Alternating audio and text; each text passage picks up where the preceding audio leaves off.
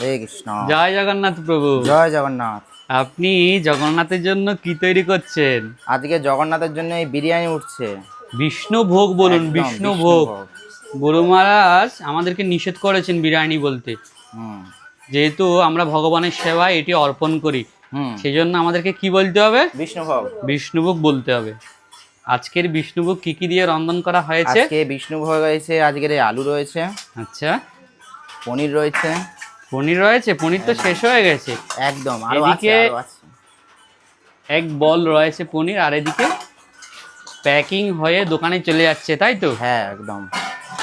হরি বল, জয় জগন্নাথ। জয় জগন্নাথ। কত করে বিক্রি হচ্ছে এখন বিষ্ণুভোগ? বিষ্ণুভোগ এক প্লেট 120। 120 টাকা? একদম 1000 ml কন্টেনার? একদম। আচ্ছা, জয় জগন্নাথ। কত সুন্দর করে ভগবানের জন্য রন্ধন করা হচ্ছে বিষ্ণুভোগ, তাই তো? হ্যাঁ এখন সেই বিষ্ণুভোগ কন্টেনারে ভরে চলে যাচ্ছে দোকান। দোকানে।